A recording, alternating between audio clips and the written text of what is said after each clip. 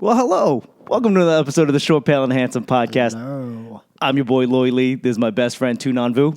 What's good, everybody? It's, what's today? Tuesday? September Tuesday. 17th? How was your Labor Day? It was good. It was good. Did you take the day off? Yeah, took the day off. I grilled a steak. Well, I shouldn't say grilled. I pan-seared a steak.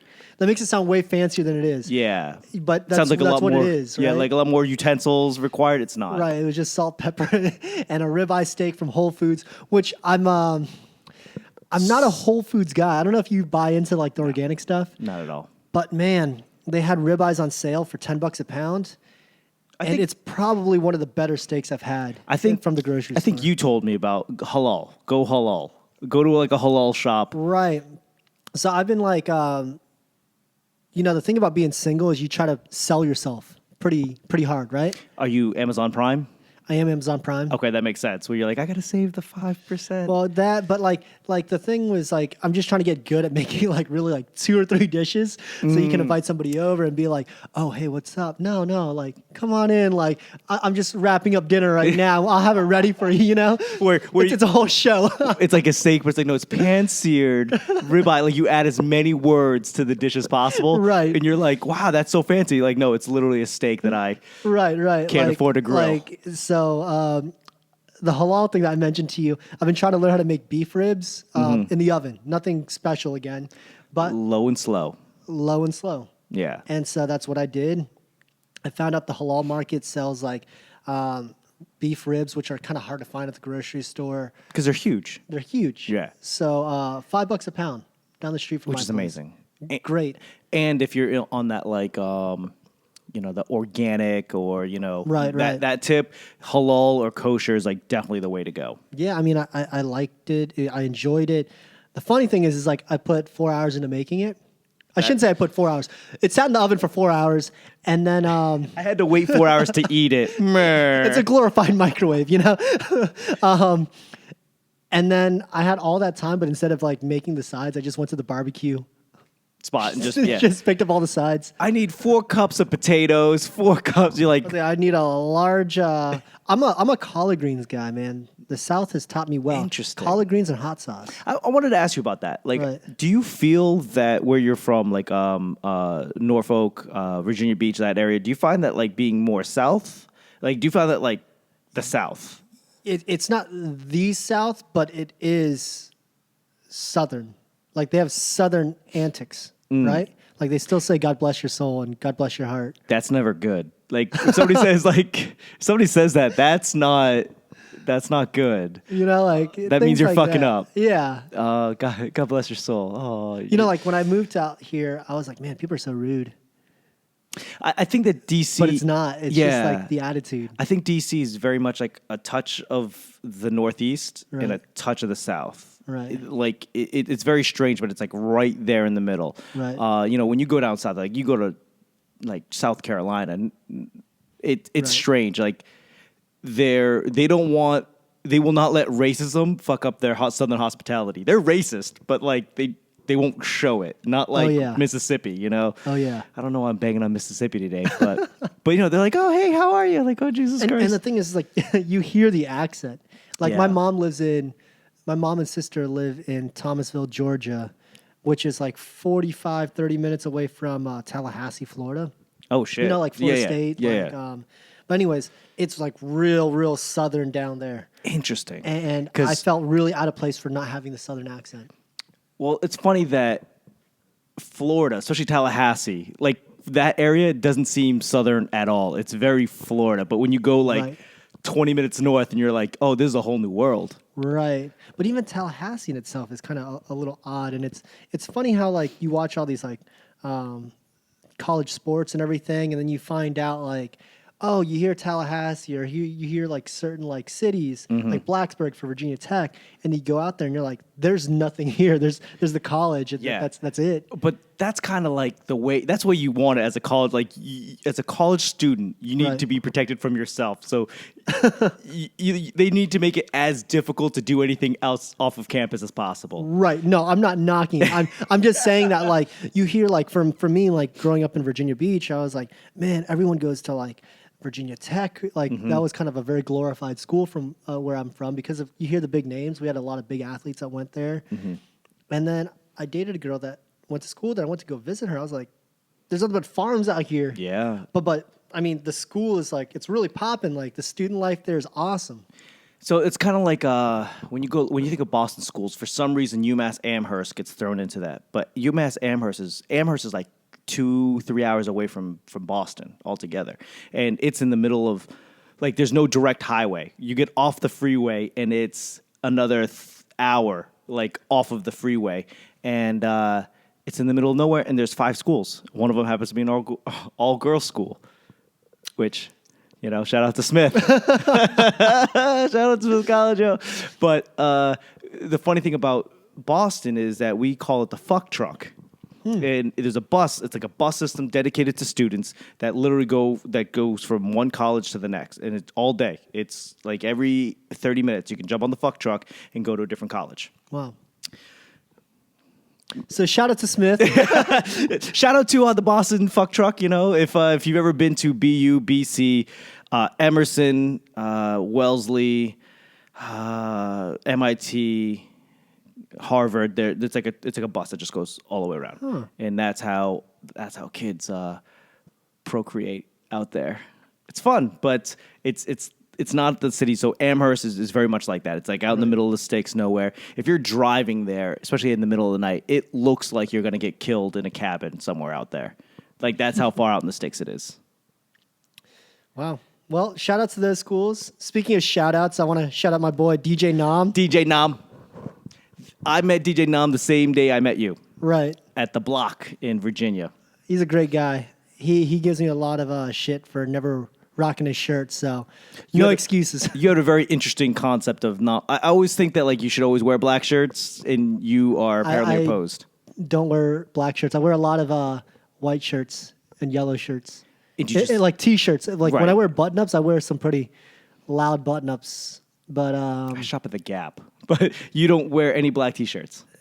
No, not really. I've got a couple. I mean, interesting. But I used to wear a lot of black shirts.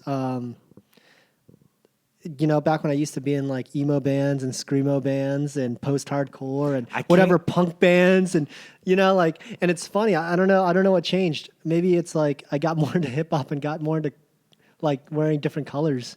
Cause like there was a time when like, you know, your Pharrells and your Kanyes and all them were wearing very loud, vibrant colors. Which was a good era in hip hop. For sure. And I mean, not to say that people don't do it now, but I think I changed from wearing like just regular blue jeans to black jeans, and I didn't really like wearing black on black as much. I think I've become lazy in my old age, so I wear a lot of black, just so you don't know if it's dirty or not. I understand. Yeah, we just kind of like, I mean, these black, and on top of that, I have like 4 of the same exact pants. I just buy 4. No, I've got like literally 10 pairs of the same black Levi jeans. Do you wear them all like in a sequence, or do you just wait for one to get fucked up and then you just pull another one out of the case? Currently, I wait for them to get fucked up. Like, so like, yeah. Towards the end of the summer, I went and I saw that there was, I'm a big fan of twill. I don't know if twill, it's a material. So like I'm a big fan of twill material versus wearing denim. I'm thinking like tweed, but what's twill? Actually, this is twill. Oh. It's like a tougher khaki. Okay, so it's like a cross between khaki and denim. Okay, I wear a decent amount of that too. So like I wear a lot of twill, and I'd say that I have at least 4 pairs of twill pants I haven't worn, but it's because I saw them on sale for like $20-$25. And $25 is still expensive to me. Well, no, it is. Don't get me wrong, but when like, you know, they're Levi's and they're going for like $80 a pop. Yeah, right. You know, your mom was raised by, I mean, your boy was raised by an Asian mom, so I know how to shop the deal. What's funny was when I was in the Philippines, everyone's like, hey, can you bring some Levi's?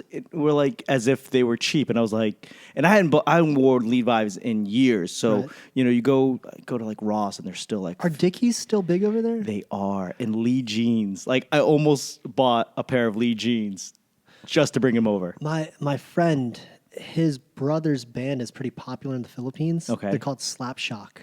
And they're kind of like your, what is that band I'm thinking of? Bare Naked Ladies. No. Oasis. They're kind of like along your like Incubus or Okay. maybe a little heavier than that. Okay. But that style, if you will. Which Like doesn't really experimental, like kind of like harder rock, right? which doesn't really fit into like the Filipino landscape in general. Dude, but they played like a couple years ago. There's like some big tsunami, and they played this big benefit concert in India for it and everything. But this band was sponsored by Dickies, and they said, "Yeah, man, Dickies is huge over there."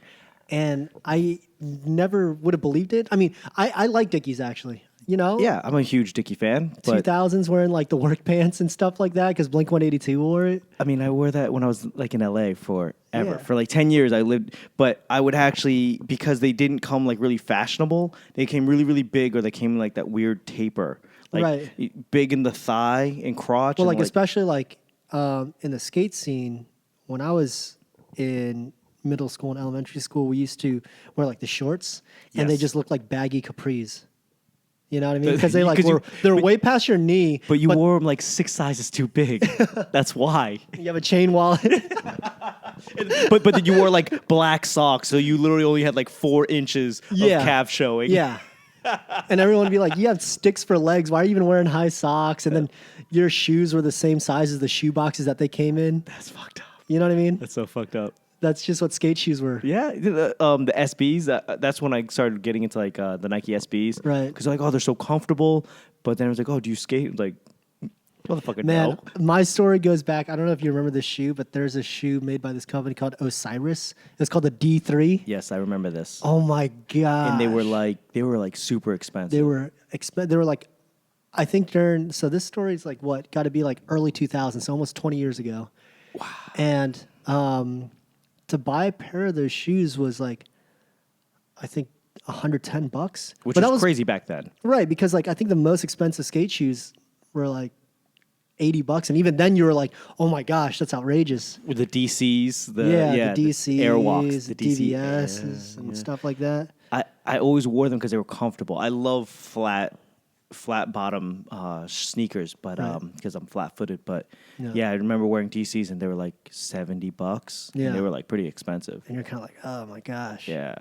But yeah, man. And then Nike came out with the SB Dunks Yep. specifically for skateboarding, and those were like 120. Because like, it depended like which colorway came out, because the colorway changed every month. Right, And right. like, there might be some real exclusive. I had these ones, they were SB high tops. I used to work at a skate shop that were. Of course you did. Skate and surf shop. No surprise there. They're But- called, I don't know if you're familiar, they're called Zoomies. Continue. It was a local shop, so we got like the real exclusive stuff. And the shop owner overbought this one high top dunk called the Ferris Bueller's. Oh yeah. Oh shit. So they were like, they had like a dark and a light brown, mostly white shoe with a black check, and the shoelaces in the inside of the shoe had leopard print. Yep. So it looked like Ferris Bueller's outfit from the movie. From the cover, Right, for the right. movie poster. Yes. Right, with Matthew Broderick, right? And I remember I loved that movie growing up, and because he overbought this shoe, I was able to buy it on sale for $25. I think you could turn around, like let's assume you had a pair, Right. right? And you had to turn. I think you could get them like $400 or $500 now. Yeah, no, I saw it, I think on Flight Club or something Yep. like that. Or what do they got now? StockX. StockX. I saw something like that. It was wild. It was wild. But my thing is like, and this is going to make me sound really cheesy and corny to like the audience. Here we go. but your boy's a soul skater, so do you remember Brink? Yeah. So like my whole thing was like, if I'm gonna buy these shoes, I'm gonna skate them.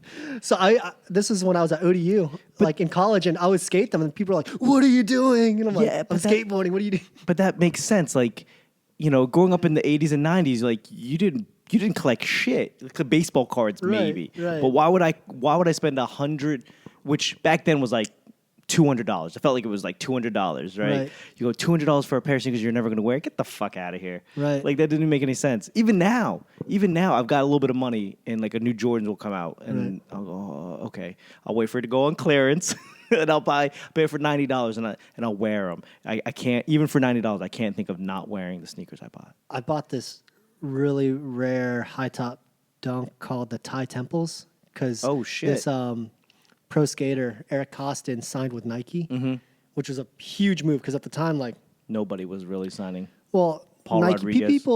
people wanted to be with Nike, but at the same time, it was like that whole clash. Like, if you sign with Nike, you're buying into corporate America and all this stuff. And then he went and did it, and it was like, okay, well, Nike's acceptable now. But he didn't have like a shoe. It was just like a colorway that was inspired by his like Thai roots, and it was like white with gold, and then it had like a maroon and navy blue kind of trim, kind of like Thai colors and stuff. Didn't it have like Angkor Wat, or like not Angkor Wat, but like a temple embroidered I forget on the heel. what they had. They had something, and I never wore it. Had the original receipt, and my whole thing was like, man, this would be so cool to give to my kid one day. And then student loans hit. and I didn't have like, yeah, that your heart is in the right place. Like, I'm gonna give my kid something, and then it's like pair of sneakers that are deteriorating. But it's cool, and like I never wore them, and I kept them for like 3 years after I bought them, and then I was in between jobs, and I was moving around, and I was like, what can I get for these Nikes? And I bought them for $100, I think, and I resold them for $450. Woo. Man, I think the only sneaker that I ever resold, and I'm kind of upset about it, was the Pacquiao, the blackout trainers. I got it because a buddy of mine was working, and for whatever reason, his shop, nobody knew that they had it. So when I walked in, like literally the next day, they still had like 6 pairs. Oh, wow. So I cleaned out my bank account, which is not a lot. It was, I think about 4 pairs. I turned around and sell for triple each. So wow. But besides that, it's like I can't do it, bro. It was easy for me working at the skate shop because we would see what we were getting. Like we knew certain colorways were coming out. Some of them were quick strikes where they would just send you an invoice and say, do you want this or not? You don't know what you're getting, but these are the sizes. And then they would just show up. And that was the early 2000s, so there Right. wasn't like people camping out as much as it is now. Quick strike. No, people were still camping out. Really? Like because early people 2000? People would come in and like even before I worked there, they released the Heinekens, Yes. and then I remember Those go for hearing like the stories. They were $1,000 now. like, oh yeah, like we knew we were getting them. We'd tell people, and then we'd have like a midnight release for them. I wouldn't tell nobody. That's insane. Because you sit there and go, like, why would I even bother? Because it's not like the faster I sell them, the better it's going to be. I wouldn't sell them. Yeah. I'm like, oh, yeah, your size, which has happened to be my size. We're all out, bro. Sorry. Cat, I worked at a Foot Locker for like maybe part-time for 2 years. Yeah. And that was what we were doing. Like, we'd put our side, put cash on top of it, and then just be like, yeah, we're sold out. Even though it would be the first guy in line, he'd be like, yeah, size 9. I'd be like, yeah, bro, we didn't get it. Like, I'm pretty sure you guys got a size run. And like, what size are you? I'm like, I'm at 8. I'm not a 9. Whatever size not a 9 is. But they're shady. Yeah, always shadiness. Yeah. You got your discount on it too, didn't you? Yeah, but it wasn't a lot. 20%, which, when your tax is 10%, Right. it doesn't really do much. Oh, thanks for saving $3. At our shop, it was like a mom and pop, so they're like, yeah, you're not getting any discounts off Nikes for a month. Like the first month that we have them. I would pay extra. I mean, we pay extra now so we could have it. So Right. I don't care about the discount. I just want wanted the shoe. Yeah, I want to be sure that I can get it. Right. Okay, so let's talk about some beer. I'm thirsty. What right. what beer you bring? So this is Aslan. In Alexandria and Herndon. They've got a pretty cool story because they were in Herndon. They were so busy and taking up so much parking lot space that, they made them shut their tasting room down. And then so they built a tasting room out in Alexandria a few months ago. This one is called Master of Oranges. It's a combination of Master of Karate and double orange starfish. So should be pretty tasty. Okay, and what's it's 8.4. Fuck yeah. It's a pale India ale. Double India. Double, yeah. It's a DIPA. Double IPA. Okay, here we go. And I hate IPA, so let's see how this goes. Cheers.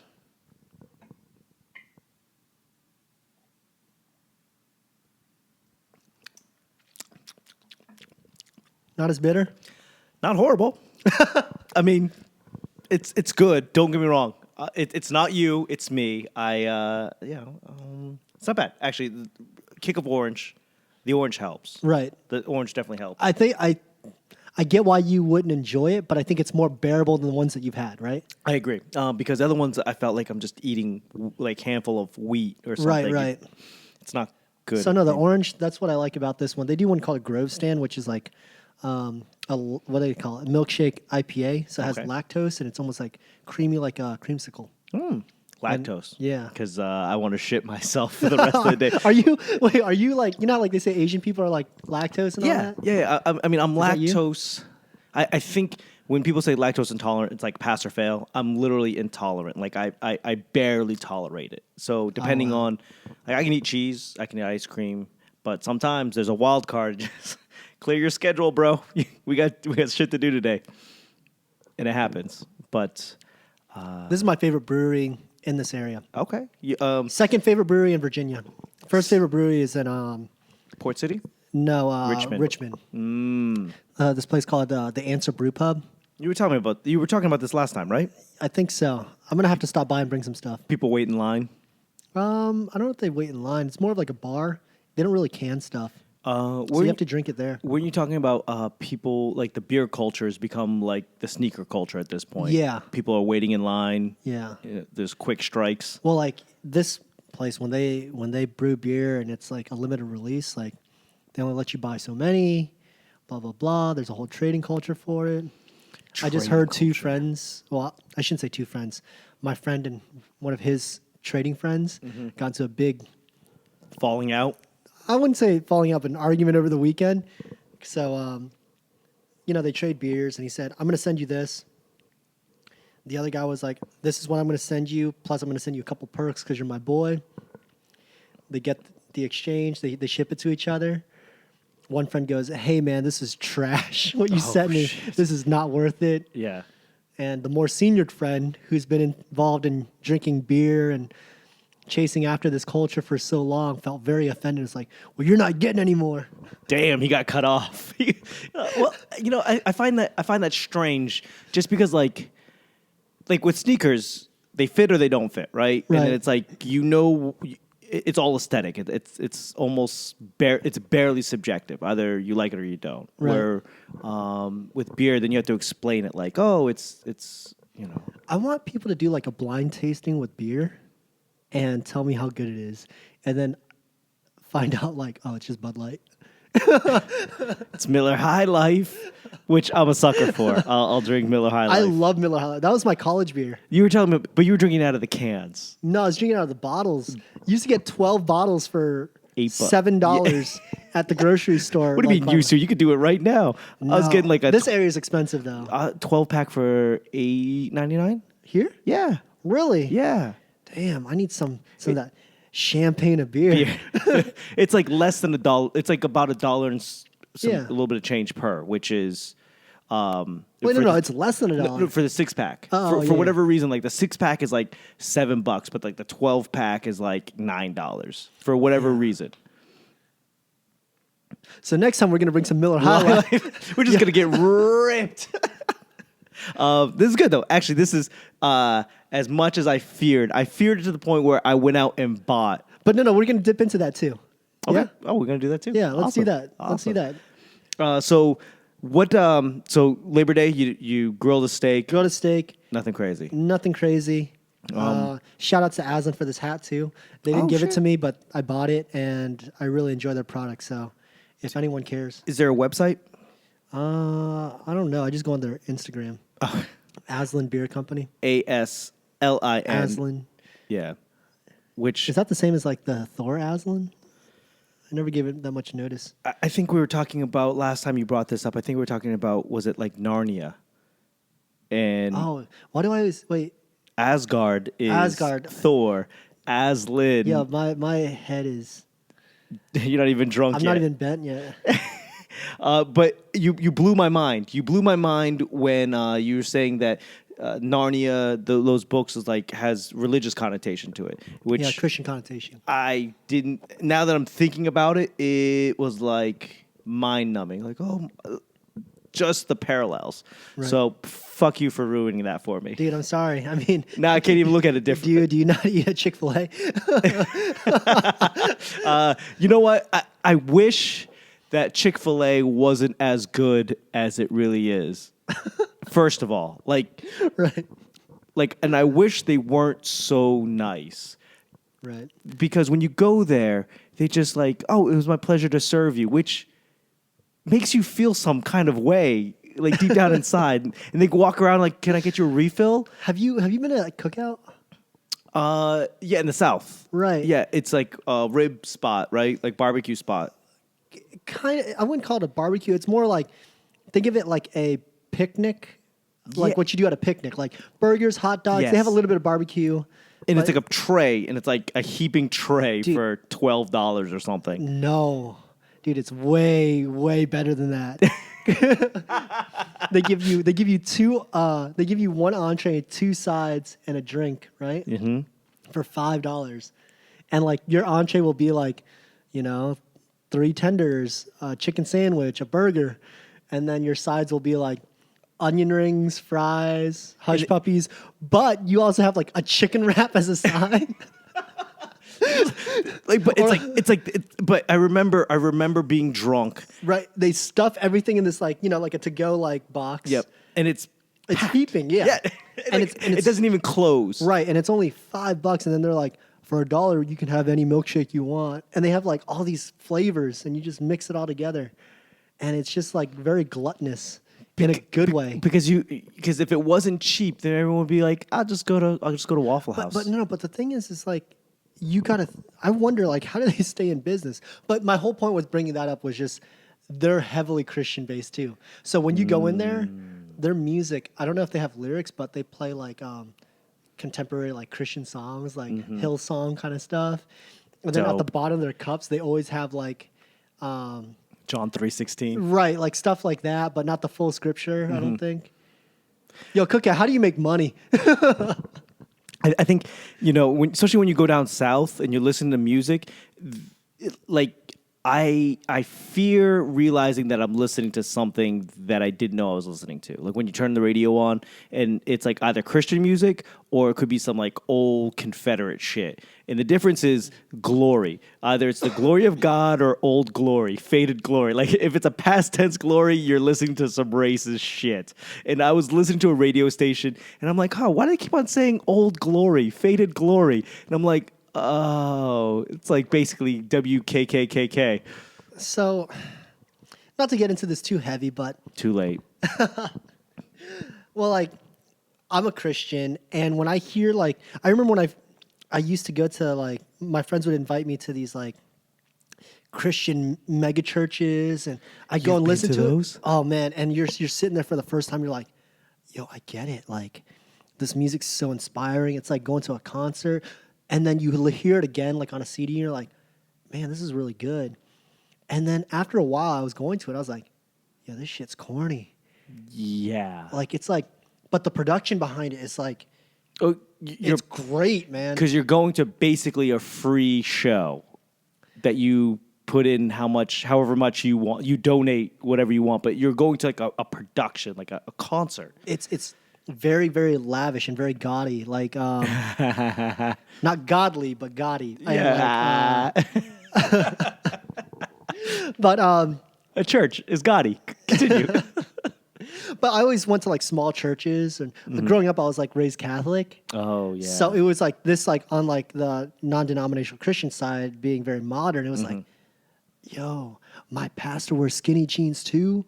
What's up? He's wearing Yeezys? Actually, like, the pastor of the church that my friends used to invite me to is Wave Church in Virginia Beach. Okay. His name is Carl something. But he ended up, like, they built another church in New York, and that's the one where all the celebrities, like Bieber and all that stuff goes. Okay. And he became Bieber's pastor. Oh, okay. But, like, I don't really buy into that stuff. Like, if my pastor, like, my church that, I haven't found a church out here, but the pastor that I talk to, I mean, he's cool as shit. He looks like me when I turn 60. And like, I don't know, he's a great guy, but it's a small church. I go for church because like when I did was more for myself and community. You know what I mean? Like going to church a lot doesn't make you a better person. No, not at all. Actually, I mean, depending on who you ask, it might actually make you a worse person. For sure. I would agree with that. But I mean, I didn't mean to go on a whole rant. I thought it was just really funny because like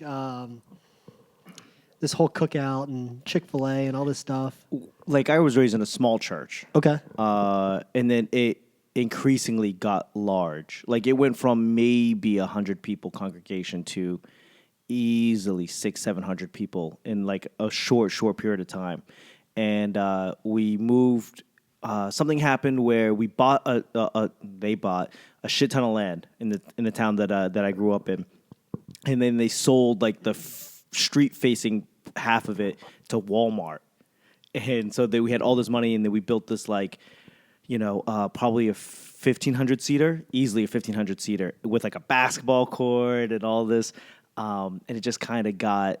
I don't want to say mega church-y, but it got kind of odd, nonetheless. Yeah. Like, when old people prefer to go to like a small bank, like a small credit union, right. And then that credit union gets bought out by like Chase, and it gets weird. Right. That's how I felt. And I'm 12 at the time. Like, it felt strange. No, I feel you, because I used to go to this one church, and one of my best friends growing up was the pastor's son. And we got really cool because like we'd just go out and get wild. Like I'll be real with you. Like the only one that could ever teach me was the son of a preacher man. But like it was cool, like because we were both into music. I mean, we weren't doing drugs or drinking. I actually didn't drink until I was 19, and I just don't really mess around with drugs. But like the whole thing was we would just always stay out and do dumb shit. That's really what it was. Yeah, and then you got in trouble, you'd be holding the bag. Because you're like, man. I'm the pastor's son. No, well, you know what it was? Was like I don't trust those guys. I guess like he didn't have a bad rap, but he didn't have the greatest rap. Like he was beloved. He's the pastor's son. But they're like, oh well, there's Jack, and now there's Tuna, the kid that goes and plays music late night. Those regardless of how good you do, right? Yeah, those big churches, like I don't know how anyone can really get anything from it. Like I'm watching the. Have you seen the Kanye West church service? The church service stuff. Yeah, it's very strange to me. Like because I feel like people get swept up into the moment of other people's moments. Right. I actually like the Kanye stuff, but it's not because I like the Kanye stuff because the music, but also like how he's doing his own spin on it, but also the fact of like him just being himself too. You know what I mean? Like so like to take away like the whole like religion aspect for a second, right? Okay. And to know that people can kind of congregate and share a moment of bliss, right? And do something a little bit different. Connect through music. It still shows that like live performances still has a great volume. I think sometimes, and especially me being older, I think EDM music's like fine, but when I go and just see a DJ play like a playlist, like it's kind of like a little lackluster to me. But that's what kids love right now. So to see like what Kanye's doing, and it has his band, and he's like used like sampled like old songs or whatever to bring it new light. I appreciate the artistry of it. The message and all that stuff is not clear to me, but I appreciate whatever he's doing. Yeah. So I think that EDM, I like it. I enjoyed it. You listen in your car. It's interesting. That's fine. Sure. No big deal. But when you go to a club, like a Vegas club, and it's like 3:00 in the morning, and these kids are just all out of their minds, all in sync, all sharing a moment. The music when you listen to the car, it cannot equate to that experience, that one experience. And I think that's kind of what we are as humans, is like we strive to have a moment with other people just so we know that we're not alone. Right. You know what was very odd to me when I moved here was the clubs are garbage out here. Yeah, you're right. Absolutely. Especially the DJs. They can't transition for shit, man. It's worse than a playlist. Man, like, you don't know how many times I hear, like, the record cut, like, and then I'm going to play whatever song. It's like, come on, man, have a little bit more finesse to this. It's almost like you could put together the track before you even got here, and you could just hit play. No one would notice the difference. You know, like, so coming from Virginia Beach and Norfolk, whenever you went to the club, you were expecting to hear hip hop. Yeah, well, that makes sense. You know, and pop music and everything. Yeah. But like the thing was like you go out to the club to dance and get drunk and maybe borrow a little friction from a stranger.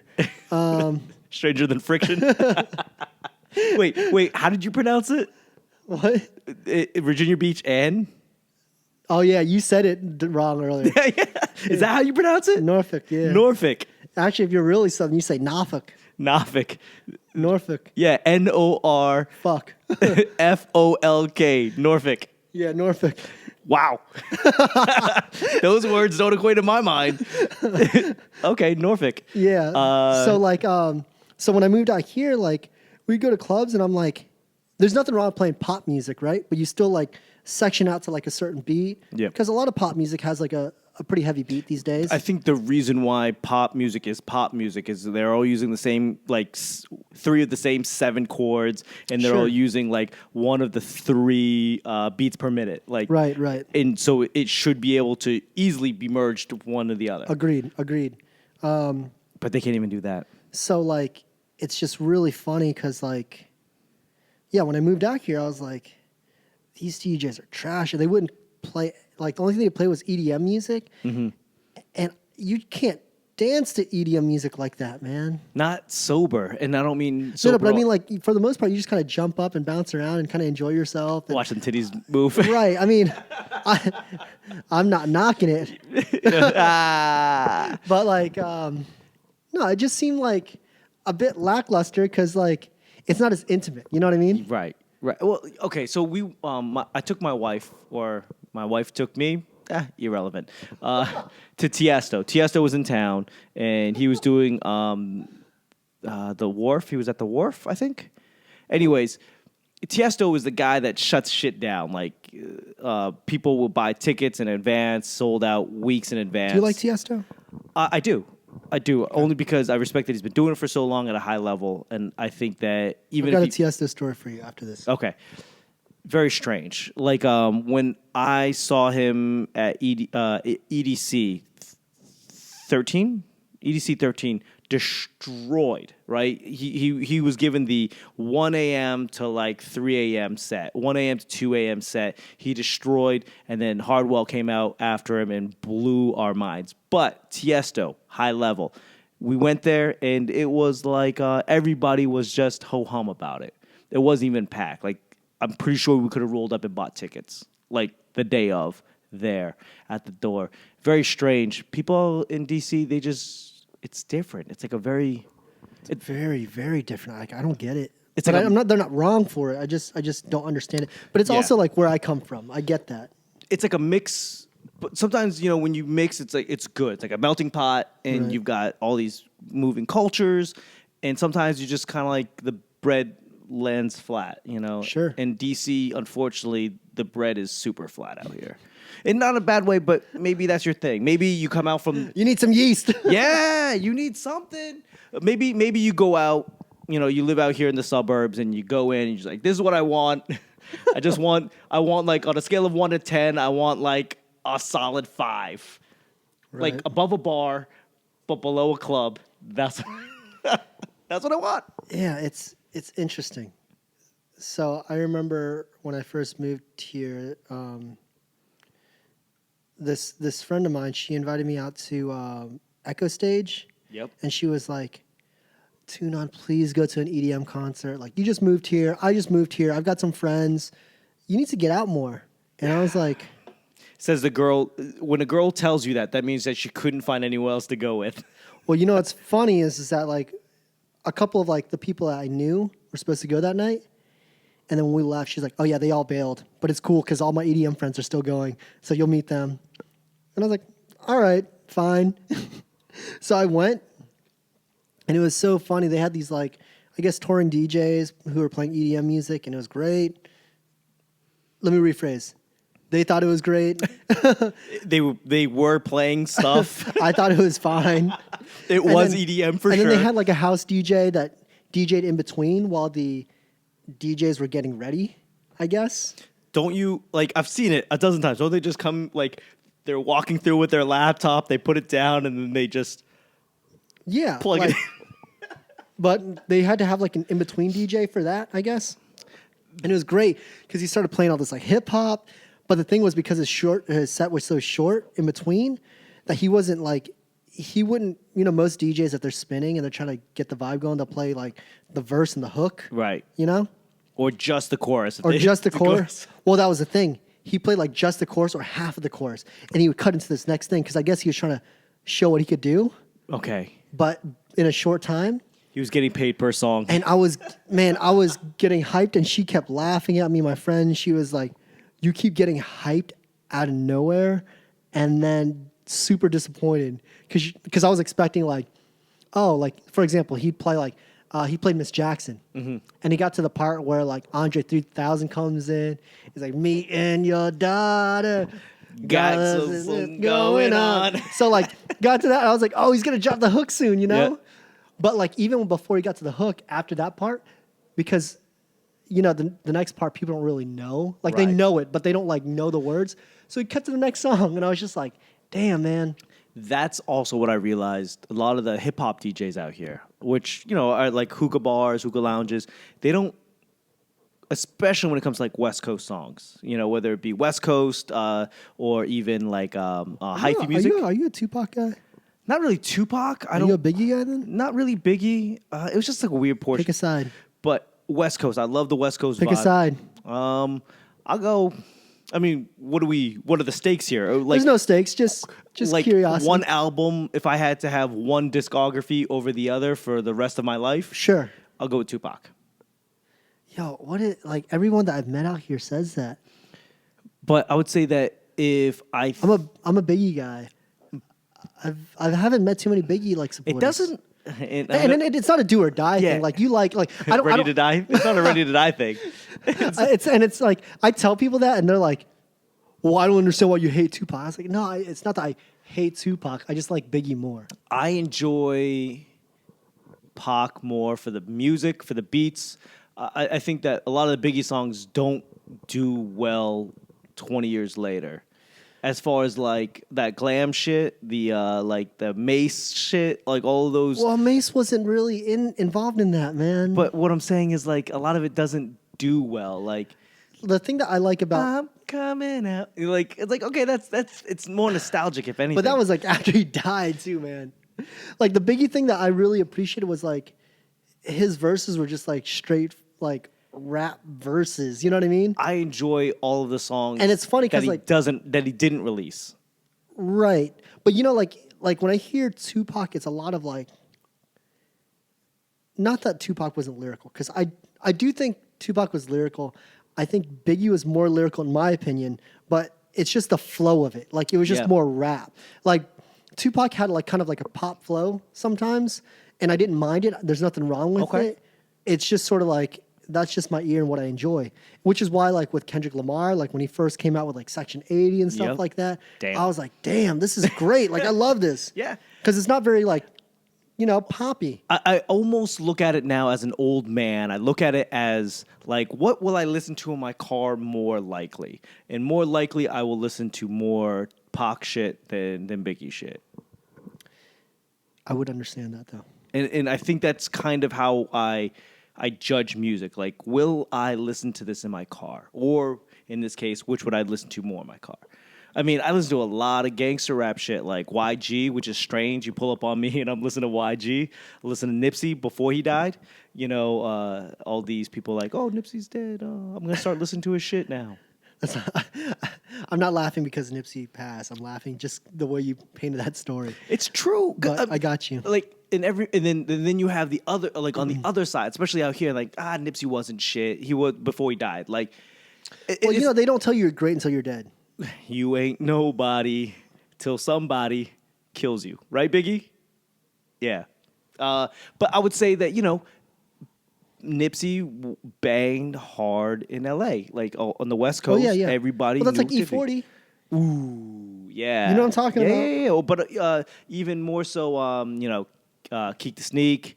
You're talking about Too Short. You're talking about Too Short. man, like, and that's a crazy thing. I think that's going back to my original point was like the DJs out here when they play West Coast music, they cut it weird. Like, well, no, I think DJs in this area, I think music in this area is very weird. Like a couple years ago, Wale went to a Wizards game, and the announcers like he had courtside seats. Whale.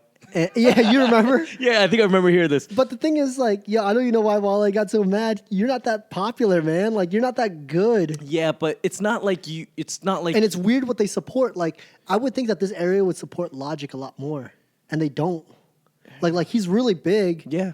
He'll do really well out here. But like for example. If you guys don't know, Logic is from Gaithersburg, which is a suburb of the D.C. area. It's about maybe 30, 45 minutes outside of D.C. Right.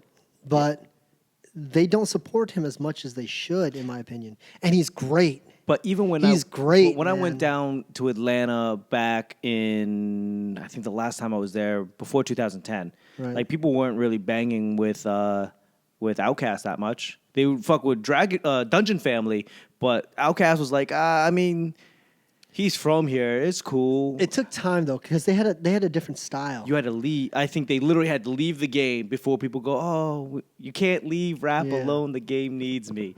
I'd rather listen to Hove over Biggie, to be honest. But that's just the shit that I listen to in my car. I've never been a big Jay-Z fan, like just in general.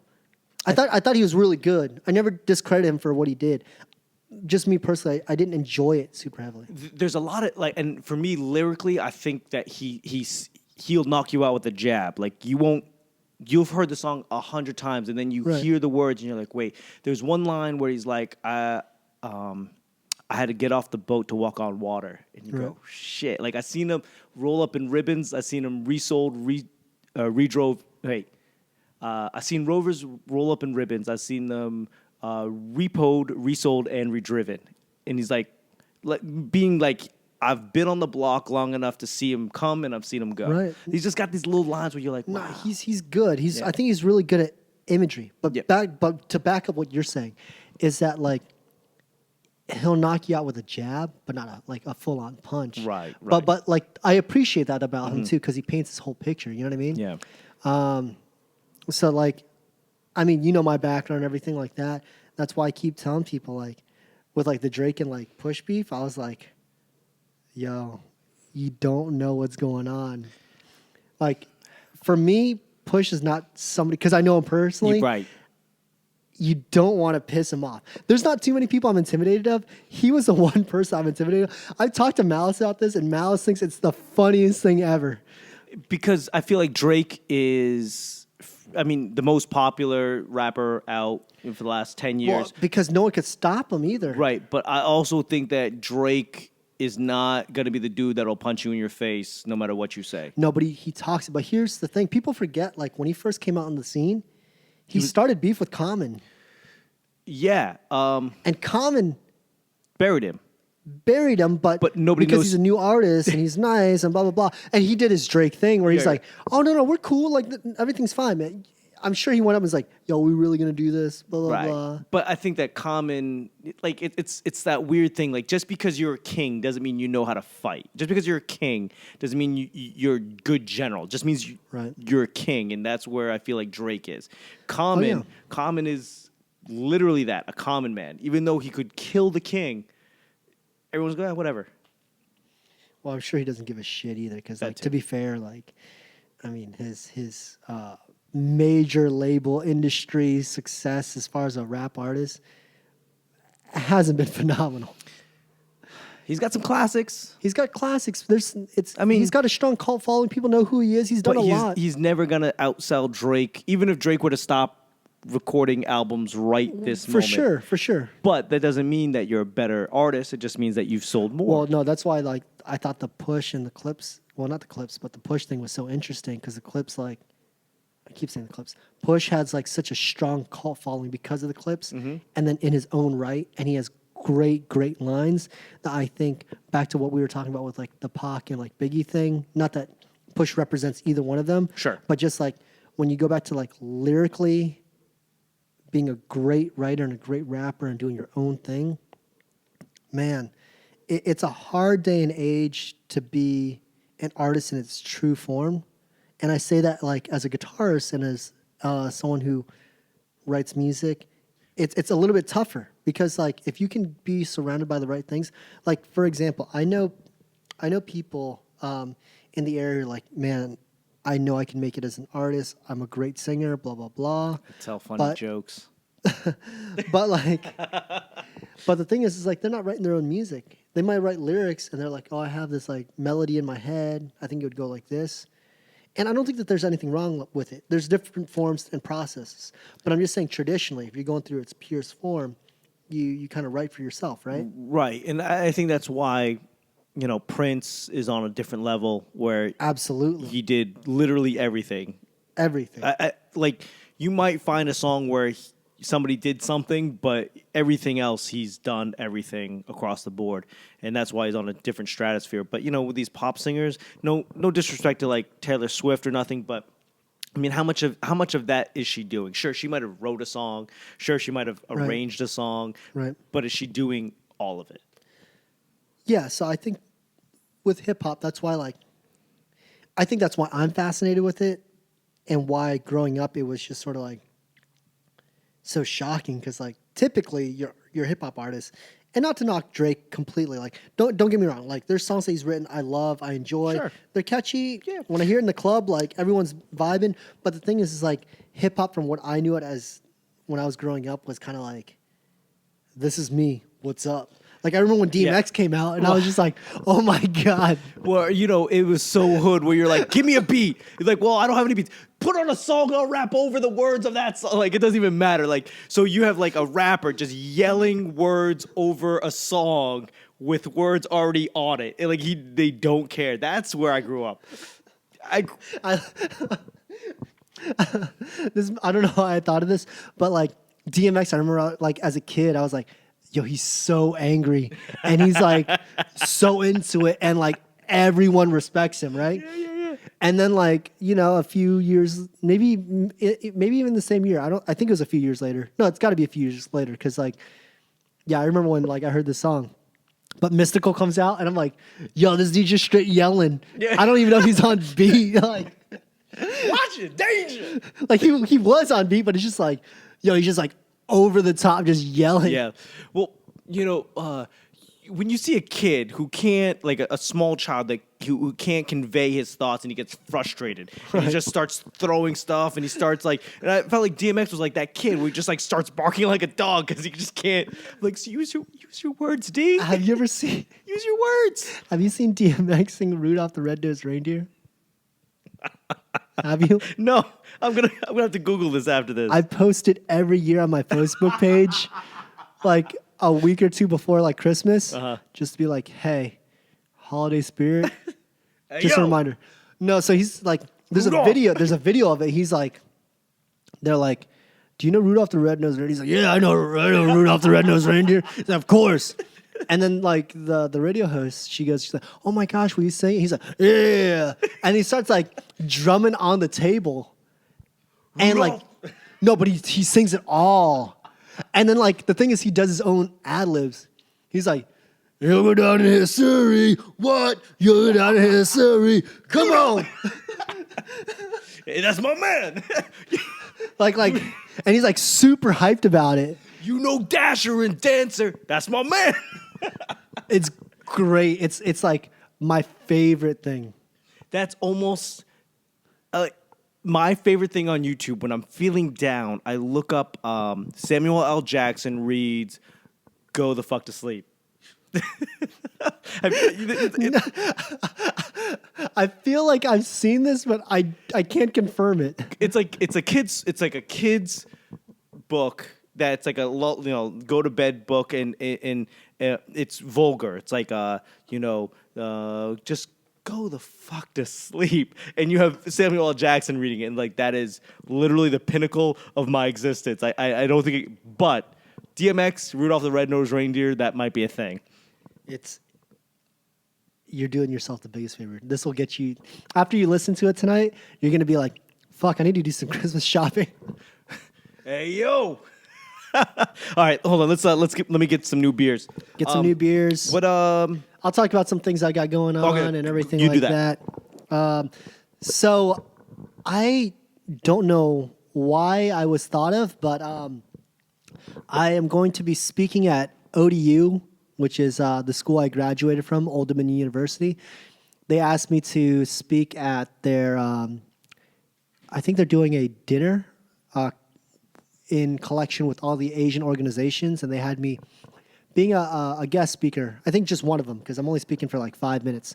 But I guess my experience of growing up in the area and also my experience in college. And, you know, college is overrated. I think college is like important, don't get me wrong, but I think it's just one of those things where college, it just kind of comes down to this. You should really utilize that as a stepping stone and make the best of your years there because, man, I thought high school was great. College probably wasn't as great as high school for me, but it's because I didn't make the best of it. Had I gone back to college, I think I would have done a lot more. Where'd you go? Old Dominion University. Old Dominion. The old dirty. Dirty. 757. Oh, 2 up, 2 down. Why are you saying words that I don't know why they're... Why are these words all together? That makes no sense. Man. Shout out to Astrolab. This is Shaky Isles. It is a double IPA. Because I'm just keeping it. I wanted to buy something for him just in case. I got a stout and I got a saison. We might not make it there, but it's a... I thought you would have opened up a stout. Like, I got to clean the cup. We got to clean the cup. I got you. Okay, sure. Hold on. I'll pour it. I love mixed babies, so it's not a big deal. That's weird. So Old Dominion, and you're speaking. Yeah, I'm speaking. I'm kind of excited for it because I've been trying to get more involved with the Vietnamese Student Association. We didn't have that when I was there. I think they do a lot of great works, and I think Asians collectively are underrepresented in a lot of areas in the U.S., so it's good to... Yeah, because we're not everywhere. We're literally in like 12 cities. That's it. Like, and I say this jokingly, but I don't. Like Asians really are in like 12, maybe 15 cities. What's the guy's name that's running for the Democratic... Andrew Yang Gang. He's doing pretty well. I don't know. I get upset at the state of American like mindset is like I want to support Andrew Yang not because he's Asian, but because he's willing to give me $1,000 a month. I think he said like one of like 10 or 12 people though, right? No, well that's what he's but his platform is that every American over the age of 18 will get $1,000 a month. Right. So how can you like if you go, oh, I don't support Andrew Yang, it's like, oh, you don't like money or are you that rich? Because if you work at Best Buy or you work at a Foot Locker and you don't want another $1,000 a month, right. Then it's like the only thing that's odd to me is this, like I just always feel like, if everyone gets that money, don't you think the cost of living is going to go up? That's my fear as well. Because, I don't want to get into, like, super political conversation. But just, like, even with, like, the minimum wage going up to $15, like, I get the minimum wage should go up. I agree with that. But $15 an hour for, like, minimum wage, like, that makes the cost of living go up for everything else. I definitely don't want to, like, speak for anyone because I definitely didn't do any of the math. I've done none of the research. Sure. But, yeah, so it's combating the $15 an hour. Where you go, oh, $15 an hour working at Stop and Shop or fucking Best Buy, and then they start laying people off because they can't afford this extra $1,000 is supposed to basically be that safety net. Right. I'm not going to get into the logistics of it because, one, I don't know, but two, I think that, like, I really haven't done my research, but I just think of, like, if you have more money, you're probably going to spend more money, and that can make things go that's the big higher. But I don't know if it would make everything drastically go higher or not. I don't know the economics of it specifically. That's not what I do. But it just kind of makes me think as a person for myself, like... Because there's some cities that it'll work. I would say that out of the top 7 cities in America, Sure. it probably won't work. Like, it won't make that much of a difference, right? Yeah. But- this probably being one of them. Yeah. Like DC. Out of everywhere else. Right. Like, could you imagine you live in Baltimore and you're getting $1,000 a month? Right. Man, I couldn't imagine that in Virginia Beach. Like, I remember You could literally work anywhere. I was living in a place, not granted, it was kind of in the hood, but like, Isn't that Virginia Beach? well, it was actually Norfolk. Virginia Beach has some pretty rough spots too, though. I'll be real with you. Norfolk. Yeah, it was definitely in Norfolk. Norfolk. But no, like I was living in this. It wasn't an apartment. It was pretty much a halfway house, but Like, I had to be in before 8. I couldn't no, bring like it. it was a duplex. It was a duplex. So we were living in this duplex. Had 3 bedrooms, and 1.5 bath. Right, one level. Yeah, but we were paying altogether $350 a month, including utilities Each. each. That's nothing. That's like $1,000 a month. But that's what I'm getting at. Right, like, right. So $1,000 would go a very long way there. And so my wife she's the one that went to college. She's the one, Right. you know. Where'd she go to school, by the way? I never went. Oh, where did she or her? Where did she go? She went to Stony Brook. Where's that? What's a sea wolf? I'm a sea wolf. It's Long Island. Oh, cool. Yeah, it's in Stony Brook, Long Island. Is Long Island cool? I mean, There's a lot of people that knock. No, actually, let me take that back. They don't knock Long Island. They knock Staten Island. they knock people from Long Island. Do they? Yeah, it's kind of stereotypical, kind of like Okay. that guy. But it's like a suburb. It's there's money in there. Right. But it just seemed like if you go further out from here, it seems like Long Island. But you know, she's the one educated. She's the one that like reads books and understands shit. I'm the artist. Does she like reading?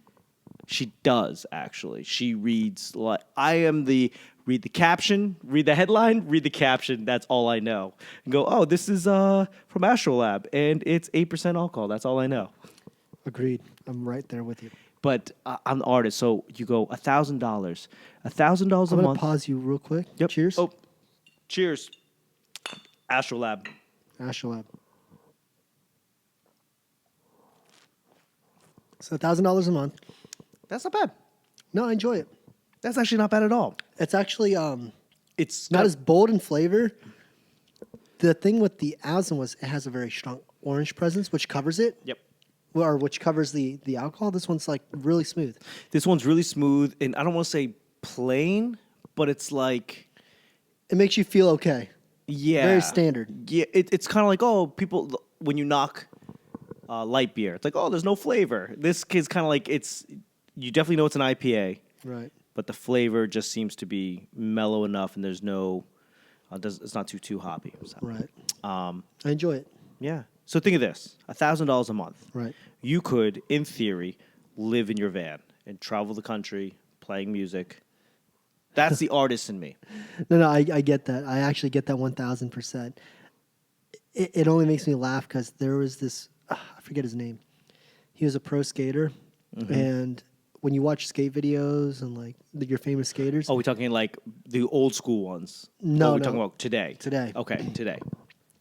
Skateboarders don't really make that much money unless you're really top of the line. Top tier. Endorsements and winning. Right. Yeah. But this guy's, if I remember, he was pretty successful. No, not super successful. He was making a solid career with this stuff. Okay. So he's making more than he'd be working at Best Buy. Yeah.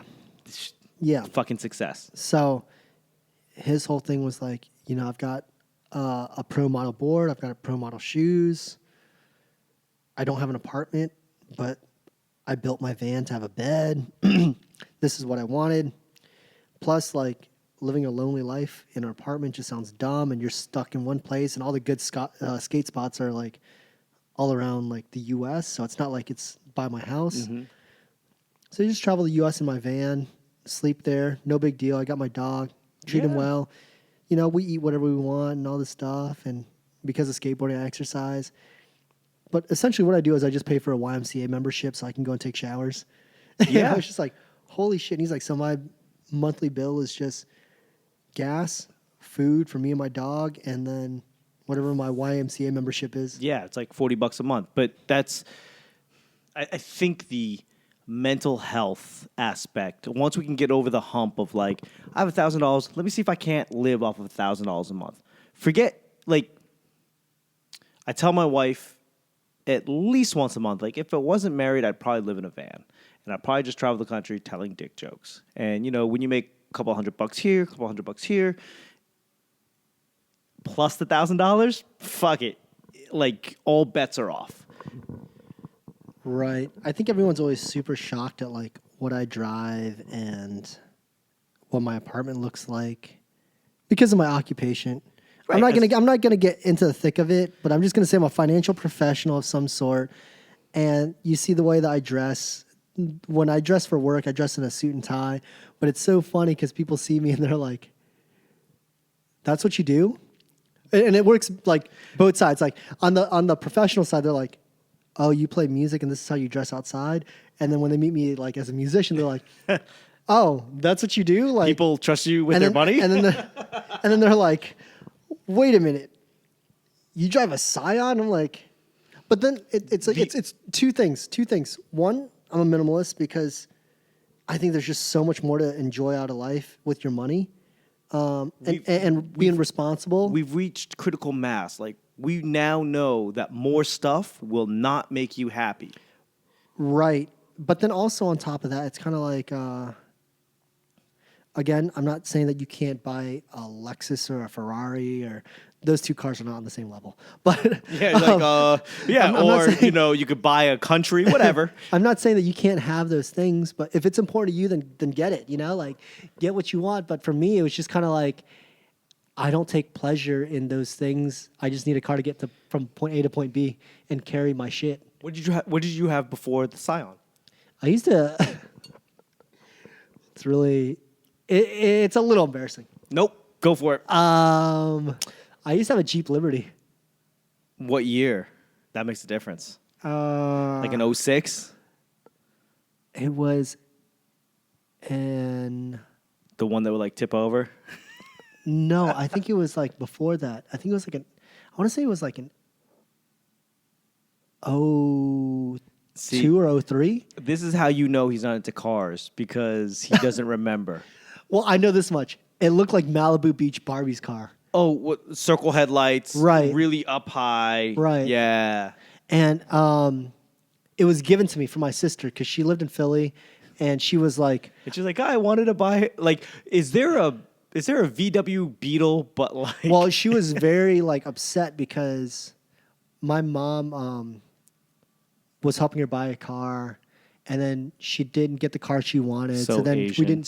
So we didn't get. So then she was like, "I'm gonna hold off." Then when my mom had more money, she helped her get this Jeep because really what she wanted was a RAV4. But then she got like a Jeep because like my mom had more money at the time and helped her out. And then when she got to Philly, she couldn't drive it anywhere because you know you just walk everywhere. Wait, she wanted a RAV4 and she got a Liberty. No, she wanted a RAV4. Yeah. My mom couldn't afford it at the time because it was an SUV. So she held off a couple more years. My mom saved a little bit more money, got her a Liberty. Because that's almost close. Well, at this point, like she was over the RAV4. Right. And I think the Liberties had just come out or something like that. That sounds about right. Yeah, that sounds about right. So like it was like a super cutesy like Jeep. It's literally like if you could get a Volkswagen Beetle, but like SUV, like that is exactly what it is. Yeah, you're like, I want a Jetta. So I got it, and I was just sort of like, you know what? I'm not going to complain because I'm just grateful to have a car. The problem is that they just weren't reliable. For Jeep, they just weren't good. So bad. I had to put so much money into that. Yeah, and I think that's what really painted the picture of what money was for me, because it had so many problems, and I was like a high school kid, and I became a college kid. So I was like. I remember I'd be stoked if I made $250 like every 2 weeks. Working at the skate shop. Working at the skate shop. No, working at the skate shop and Starbucks. I was working two jobs. Right, you work at Starbucks. That's crazy. Did you get Starbucks stock? I did. I sold it as soon as I left. Well, no, because like you had to sell it. If I forget what their policy was, but it was like, I don't think I'd worked there long enough to Keep it. fully have it vested or whatever. Whatever their policy was, like it was like you have to sell it now when you leave, or but it was fine. I mean, I bought more clothes. I sold it for $17 a piece. No, I don't know what it is. Actually, it was crazy. I think I sold it for, at the time, it was only like $37 a share, and then the next week it went up to 47. Easily. Right now, it's like somewhere in the 80s or 90s or something like that. I was working with guys at the Apple store, and they'd been there for, when I was there, like they'd been there like 10 years, so they own like a shit ton of stock. Like whatever it was, they maxed out their stock, right? Stock option, whatever.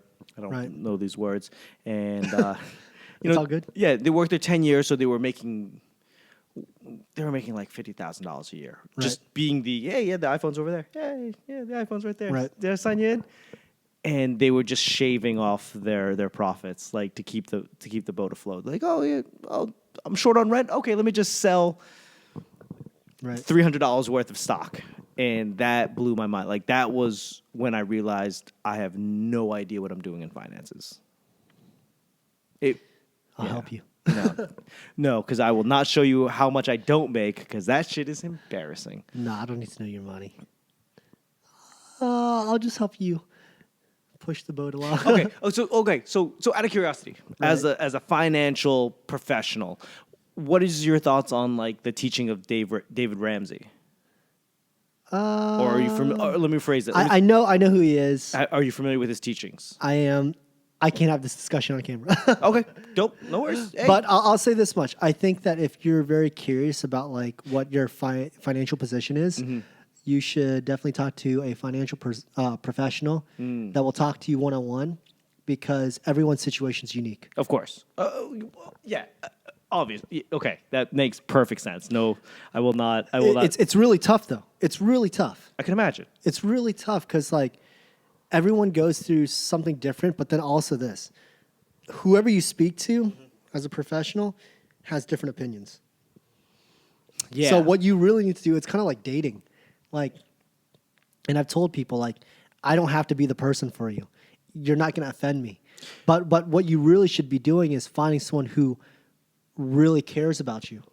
Okay, how about this? Like, if you were in my position, basically on this side of the fence, is there like a specific question, like a barometer question that you would ask? I would play the field just like dating and find who you click with the most. But so you want to click with personality, not personality, with like... Because here's the thing, like long-term wise, if you think about it, you should be seeing that person regularly. I don't care. I just... You don't got to care, but they got to care. No, I get that, but because I click with him doesn't mean that he cares. No, but that's what I'm saying. When you click, it's not just purely personality, but you have to feel that sentiment. Okay. Like for example, you have friends, right? I want the guy to be like, hey, this is going to hurt, and you're not going to like what I'm going to say. But here are some things that I see. And you're like, fuck, Dad, I hate you. But that is the tough love that if someone is dealing with my money, I feel like that's what I need. I need someone to be like, hey, I'm going to yell at you. But you know what's funny is that, like, those people don't have all the answers. True. But they sell it like they have all the answers. I don't think anybody has the answers, right? That's exactly what I'm saying. Why it's more important. But to have I definitely don't want the guy like, yeah, it's fine, everything's fine, it's fine. It's like, but can't you smell bullshit? Dog. I can, but the embarrassment of finances, I think, is like a huge thing, especially for me. Maybe it's an Asian thing. No, it's a lot of people. It's a lot of people. One thing that I learned when I sold cars was like one of the guys that was well known in his community. I won't get into specifics, but like he was well known in his community, his church, all of that. People, when it got to the finance portion, would either drop off or like ask for somebody else to help them because they didn't want somebody that they knew knowing their finances. I think that's a very understandable position. Great. I don't knock that whatsoever. So I know that I understand what my finances are, and in my opinion, I'm embarrassed. So I don't want the guy to go, yeah, it's fine. I mean, like to save my feelings, because there's always going to be the guy like, I mean, if you just, I don't know, stop drinking beer, you'll be fine. Be like, oh, that's it? Great. I want the guy to be like, listen, bro, you're not going to like me. Well, I'm not here to be liked. You're like, oh, okay, drill sergeant. What? How am I gonna get fucked? Let's go. I have friends who are doctors, and I don't let them give me physicals. Exactly. I have a good friend. He's a dentist, and that was like, I did not want him to service my mouth. Oh yeah. But I was like, okay, this is like a step in the right direction, right? Sure. So I let him, everything's fine, but it was one of those things where my gut instinct was like, I'm not having a dude that I drink with go into my mouth. Right. It's fine. I mean, he's like, yeah, you have some cavities. We'll fucking fix it. But I don't think I'm at the stage where I'm gonna let somebody I know my finances. No. I think that's fine. I don't think you're wrong for any of that stuff. Ultimately, what you want is just someone that you can trust. You know what I mean? I'm sure you have people who are friends that you don't even trust. I don't trust anybody. But that's what I'm saying. Yeah, I barely trust my wife. Like, I trust my wife because I sleep next to her. But like, if I woke up like, oh, she stabbed me, I'm like, I guess that makes sense. I mean, I just watched a movie with someone last night. It was called Secret Obsession on Netflix, and it had Brenda Song. oh shit. And before the movie started,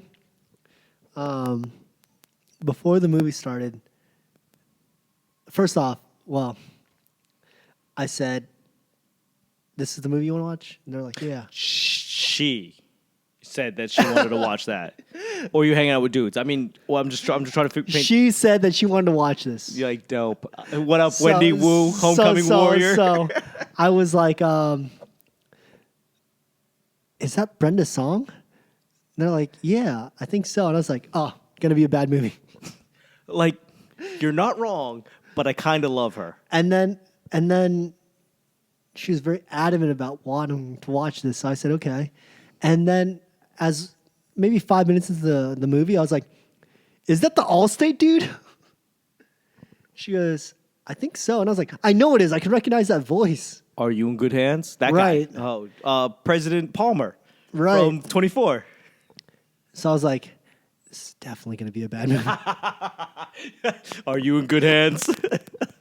Okay. And now you just need the guy that you know is in a bunch of movies, but you don't know his name. You need that guy. So then like 10 minutes into the movie, I'm like, spoiler alert. I was like, the husband is the killer. And it's that bad. Yeah. Script is terrible. There's a scene where like the Allstate guy goes and he shows up at this like house because it's the address that pulled up on the car, but it turns out to be a fake address. Okay. And the Allstate guy plays a cop. Okay. And so, he didn't pull the address on the car. He was given the address from the hospital because there's like an incident.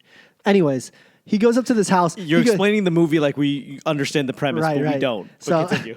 Anyways, he goes up to the house, like scene, you see him, knock, knock, knock. Hi, is Miss Williams here? Because it's like, they're looking for Brenda Song, but it's an older black lady that comes out, and she goes, there's no Miss Williams here. He goes, huh, very strange. She goes, I'm sorry to tell you that. Well, have a great day, detective. I was like, the motherfucker never introduced himself. Like, you don't know he's a detective. So was that a sign or was that just bad writing? Well, let me tell you, there's bad writing, there's bad cinematography. Ah, Jesus. I like Brenda Song, though. I'm sure you do. I think a lot of guys. Yeah, she's got the like Emma Stone voice. Yeah, she has like. Did she look good? Like lower.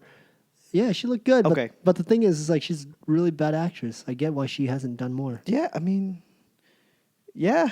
She's supposed to have a broken leg, and she's like and she's supposed to be in like pain, and you see all these bruises, and she's moving very naturally. I'll say that Nickelodeon does not really. They're a packaging plant. They're like Del Monte. They just package products. Right. Right. They don't really build you to be like, oh, you're Shakespearean, or you're gonna. I don't think anyone that worked on a Nickelodeon show is going for an Oscar at any point in their life. I could be wrong. I don't think so though. What's his name? Fucking Zac Efron. Yeah. You know, fuck yourself. First of all, like he's not even a good actor. He's pretty bad. Like he's good for premise, but he's not good as an actor. To be fair, he's never done anything like serious drama stuff. So I think he has. What's that, 13 going on 30? What's the one where he's Chandler Bing from Friends and then he turns to Zac Efron in high school? Whatever movie that was. I haven't seen it, but I know what you're talking about. I'm not saying I saw it either. I'm just saying it was horrible. That's all. I have no want to ever be in high school again. I would love to be in high school again. Like you zapping back to you being 13. Yeah. That sounds like the way you want to spend your month. Yeah, I would definitely do that. High school is a lot of fun for me. I feel like I don't even know you. High school is not that bad. You know what? I think that high school would be way more fun if I woke up tomorrow and I'm going to fucking Kennebunk High. Like, it would be, like, I don't care. Like, literally my trajectory in life, I just have to not get arrested. That's it. My thing in high school was, like, I was way too insecure. So people who were trying to be friendly to me, I was like, what the fuck's your problem? Why are you talking nice to me? Yeah. But like looking back at it now, I'm like, oh no, like everyone was really cool. So like that's why I want to go back to high school. I moved around a lot in high school. I think Right. I went to 3 high schools in 4 years. Okay. And I get that. I always... Looking back, okay, so that's kind of a dick move. I'm going to say, like, I kind of... Looking back, Right. I never sat at the right table. Like, it was like one of those things where it's like, oh, I guess I'm sitting with them. And it's like all the uncool kids. But all the uncool kids were the coolest people ever. Right. You know, but, you know, when you're younger, you're like, oh, I should probably sit with all the cool kids. I don't know where I'm going with this. But what I'm saying is it was a little rough, you know. Sure. Because you're insecure with yourself. Now you're hanging out with a bunch of insecure people. I would rather have back then hang out with people who were secure, at least with who they were. Right. Like the jocks or whoever the cool kids were. I don't know what I'm saying anymore. I think I'm going to have to talk to a psychiatrist about this shit. Anyways. Right. Brenda Song. We can talk about Brenda Song still? She was fine. I just think she's, I don't know. So, not to segue. Sure. But speaking of older or Asian women we kind of loved when we were younger, but now, you know, you look back at it. Michelle Kwan, I've been following her on Instagram. I remember, I don't know what she looks like now or through the years, but I remember as a kid, like, you know, obviously she was older than me and everything like that, but I was just kind of like, she seems very pretty. And, you know, I think like most figure skater girls are pretty and they just kind of have that look, but it's a lot of makeup too, you know? Yeah, it was, it is kind of weird where you're like, oh, that's something. Like, I could see potential. I also hadn't gone through puberty at the time when she was like... How old are you? 31. 31, okay. Yeah, that makes sense. Okay, that makes sense. I've been following her Instagram, and I was like, oh, wow, she is actually super sexy now. Like, when she was, like, figure skating, it's like, oh, it's like a little, like, she's older than I am. But, like, oh, it's like a little girl. You know, it's like a little girl figure skating, whatever. But she's doing videos of her just rollerblading, like, oh, wow. in a parking lot. And there's something about it, it's like, wow, that's sexy. Like, there's something about the confidence, the age, everything about it is sexy. You know, it's odd because, like, guy talk, right? Yeah. I might have to now that we've gone through this road. I might have to delete all of this shit. No, like, I'll tell you, like, now that I'm older, you know, and not in my adolescent years and everything like that, I can definitely say that what I look for in a woman is, like, a lot different than what I used to. Okay. Just like, you know, growing older, different tastes and all that stuff. But just very, very different. Yeah, it's strange where we have a better understanding of yourself. I think is a big thing. Yourself and people. I was going through Instagram as I do Loy Lee comedy, two non-vu, two NONVU. I should learn sign language. Do that better. Sure, I mean whatever floats your boat. just I learned will this. see somebody where you go, oh, I think 17-year-old Loy would find her super attractive. 38-year-old does not. You know, I've been telling people this, and I don't know if people believe me. And I think you, as an entertainer, will kind of also get it. But I just kind of believe that because we see so many people on a regular basis, because we're performers, right? And you just kind of see so many people, regardless of like what city you're in, there's always going to be a pretty face. There's always a pretty face. There's like not like one city where it's like, oh, that's where all the ugly people are. I've been there. I won't name names because I need to go back there. But that's some people like, Jesus Christ. But there's always like, for the most part, there's always like, every city has a pretty face somewhere in there, whether they're in your audience or not. You're gonna encounter somebody. And the thing is like where I'm going with this is just this. After a while, I feel like you get kind of jaded because the thing is like you want obviously like your significant other to look good, like for you to be attracted or whatever. But what it comes down to is just sort of like, it doesn't matter. These looks fade. And like, at least for me, I've just kind of been like, I've been on tour. I know what good looking girls look like.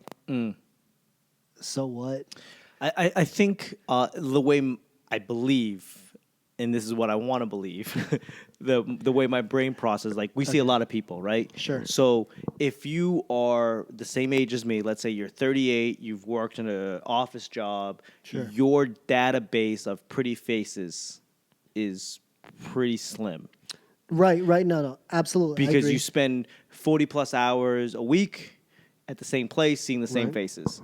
Where we get the ability to like go out and we get to see our databases of pretty. Yeah. Is like what I was like, oh, I would cheat on my wife, which I wouldn't. But I'm saying like faces that are beautiful, like it's becoming thinner and thinner and thinner. Well, no, that's what I'm getting at too. I agree. Because it's kind of like, oh, go ahead. And then, like, when I go to a different city, I feel like if I'm in the city long enough, and I mean, like, more than a day or two, I feel like my brain sort of processes, like, oh, in this context of this city, here's the scale, you know, because I'm seeing 200, 300 people a night easily. So you go, oh, and then you go, so if you walk in there, your definition of pretty is thin because you're coming from the last city. And the longer you're there, it's like it gets wider. You're like, oh, I'm seeing more faces. And then, oh, this is, for lack of better term, this is Amarillo, Texas pretty. Okay, I see you. You're the prettiest girl on the ranch. Okay. My thing is like I've just kind of been like, yo, who gives a fuck? And honestly, it's made dating like easier. I mean, are we fucking? Or what are we doing? Like, honestly, it's made life like a lot easier and a lot difficult because it's like, I can honestly say that I'm like not tempted, but then it's made it more difficult because it's like, who the fuck am I supposed to date? You know what I mean? I mean, I am glad. So I'll put this on the line. I'm glad that I met my wife before I met comedy.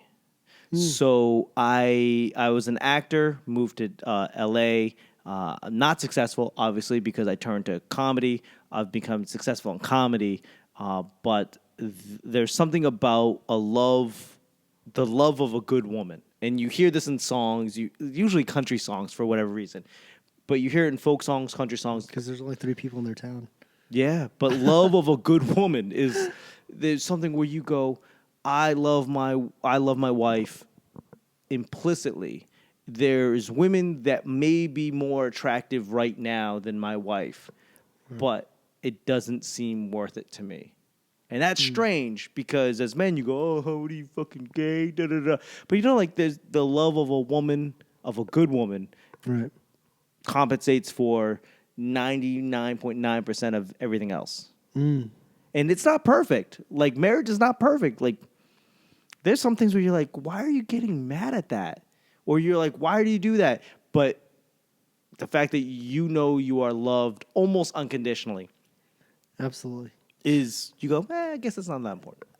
I guess like the beauty in all this is you can tell that we've gotten quite inebriated because we've never talked romance in any of these. I know. I don't even know what I'm saying. Like, I'm literally saying words and I'm like, I don't know what I'm saying. We've never talked about romances in our conversations, and it's wonderful. It's lovely, and I'm turning red.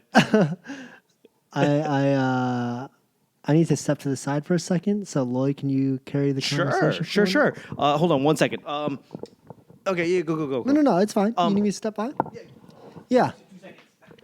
Well, it's just very interesting because, for me, the way that I look at all this stuff is just kind of like, I'm 31. I just turned 31. Baby. It's beyond a quarter life crisis, but a lot of confusion. Okay. I shouldn't say confusion, just uncertainty. Just there's options, but you don't know what you're at a fork in the road, and the fork has 4 prongs.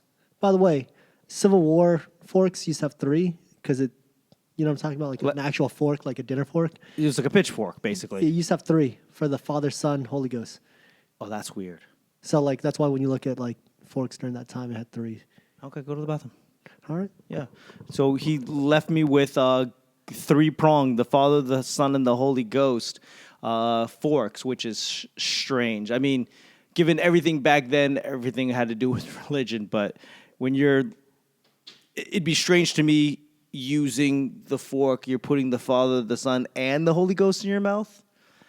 That's strange. But I want to give a shout out to Asian Flush because I feel like I'm getting red. I might try to color correct the video so I'm not red, but Asian Flush is basically kind of like Cards Against Humanity. It's a drinking game that is made for Asian Americans, and you can definitely check them out. AZN Flush. It's a party game strictly for Asians, and for example, if you are with your Asian buddies, Asian American friends, you can pull out a card and you go, if you have a traditionally Asian first name, take 2 sips. And my name is Loy Lee, so obviously I'm taking 2 sips. Here we go. 1, 2. And then if most likely 2 on 3, everyone point at a person most likely to spend their most time on their makeup every morning. Winner takes 3 sips. So basically, if you're sitting around a table with your friends, on the count of 3, everyone points to the person who's most likely to spend most time on their makeup every morning. So you go 1, 2, 3, and you point at the chick who has a new face on, and she drinks 3 sips. And you go categories. Things Asian parents would never say. Loser, take 3 sips. So you go around, you like things that Asian parents wouldn't say. Boom, boom, boom, boom, boom. I love you is probably going to be the winner every single time. Tunon. Yeah. Are you familiar with Asian Flush? What's funny is that Do we need to bring this to the next party? well, absolutely. For Okay. 1, 2, I played this only once, but the first time was about roughly a month ago. Okay. After Vietfest, me and the Mr. Vietfest contestants, we decided to have a small get-together, celebrate, and we went to one of their places, and they had this game, and my goodness, this game is awesome. It's like, like I was told that it was going to be like Cards Against Humanity, but it's not. It's just drawing a card, reading what's out there, and playing it. It's kind of like Kings minus like the rules. And it's a game specifically made for us. Yeah. So, which is awesome too. on the back, it says, made for Asian Americans, Asian Flush is the funniest party drinking game this side of Koreatown. Each box contains 110 hilarious cards with unique game rules designed to help you get your night started right. You know what's funny is I listened to your podcast and I thought this was going to be cheesy as hell. And I was like, all right, whatever. Some of them are. But they? sometimes it hits home and you're I like... don't know, man. I might have been quite inebriated that night. I've been having a habit recently of shotgunning White Claws, but Oh, you're so bro. I'm so bro. But no. This game was great. Like, we learned a lot more about each other than we should have. Yeah, it's great. I mean, it's a great little game, and I think they've got a couple other extensions. So if you're familiar with if you're familiar with Cards Against Humanity, they've got a bunch of expansions. I'm drinking. And I think with Asian Flush, aznflush.com. I don't think my promo code is still working, but it's Loy Lee, Loylee 15. That might give you some money off. I don't know. But I think they come up with a bunch of extensions so you can add the fun. And it's only like, maybe 10, 20 bucks. I think it's only 20 bucks. But yeah, so I figured since... It's cheap for a good time. The thing is, it is very specific. There's some things that don't apply to you, but for every one of those cards, there's probably at least 2 or 3 that hit you right in the feels. I don't know. All those cards hit for us. Yeah. We had somebody that was like, yeah, it was a good time. The card that I pulled just for fun was like, if you have a traditional Asian name, take 2 sips. And I was like, well, I guess there's 4 sips amongst us right now. That's how I feel. Well, shit, let's take it. Okay, well, I already did, but I'll do it with you. Don't let friends drink alone. 1. Oh. 2. So, Well, damn. let's see. What are we talking about? So you're talking about movies. Have you seen anything else? TV shows, movies, anything you've been watching? I really want to go watch It too. And do you like horror movies like that? You know, I don't get scared very often. So Okay. like, not to go back to Brenda's song, but it's supposed to be like a scary, like suspense movie.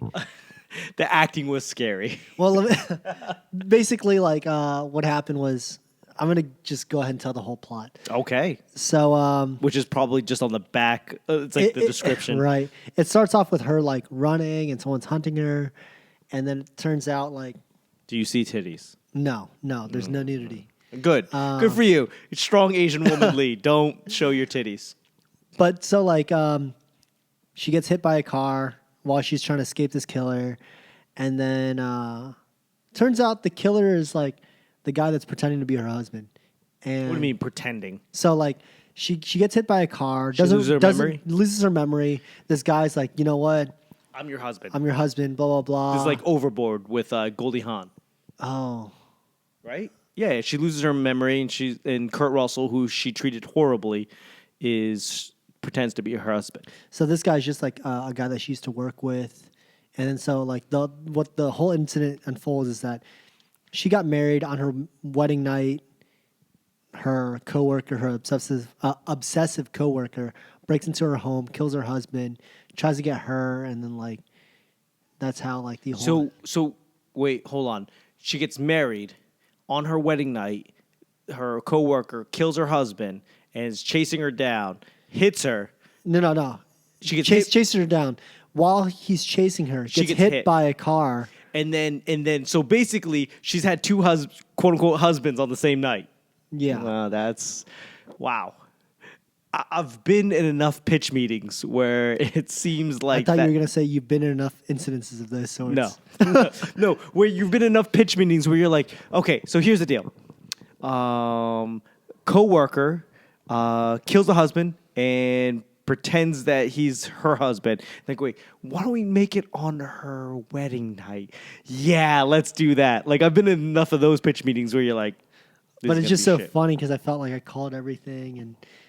What's the name of the movie? Secret Obsession. Okay. So the only 2 movies right now that I want to see is just It 2 and Good Boys. What's The Good Boys? It's a Seth Rogen movie with like the kids. I don't know this. Oh, really? It's like, it looks pretty funny. You want to be more? I mean, okay, great. You want to be more specific? You want to help me out here? I don't know. Honestly, I don't know what it's about. I think it's something like the kids, like the premise from what I can tell from the trailer was that they had a drone or like these kids, they're young kids, like middle school maybe. Okay. They're going to like their first party. They might be kissing. Each And other? then- Or they might be kissing there? No, they might be kissing Okay. there. Okay. Like, so then like I am not. they're like, we don't know how to kiss. They fly a drone to their neighbor's house and they're like, I heard she's like a nymphomaniac. And it was like, what does that mean? It's like, she kisses on land and on sea. Because they're young and they don't understand. Hey, you know what? Sold. But then like, you know, they take the drone and like they took her purse and her purse apparently has all these drugs. Oh, dope. Okay. And then so they're just trying to escape and try to figure out this party.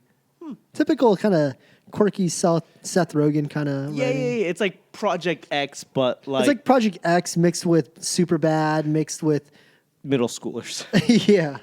Okay. Have you watched? Do you have Amazon Prime? I do. Have you watched The Boys? Oh, I want to watch that. I heard that's great. It is a mind fuck. It's just like wait, is The Boys? Is that the one where it's like a mockery of like Marvel superheroes? So it's a parody on superheroes. Yes, so that's pretty much right. They parody like Aquaman. It's mostly DC. It seems like Aquaman, The Flash, Superman, Wonder Woman. But it's almost as if you took those characters and they were rewritten for 2019. How they're like really, they're really human. They're really broken. It doesn't fucking make sense. But you watch it and it all makes sense. I watched it and I could not stop watching. Wow. Because I just started, or not started. I just finished Mindhunter because I'm into like crime shows. Continue.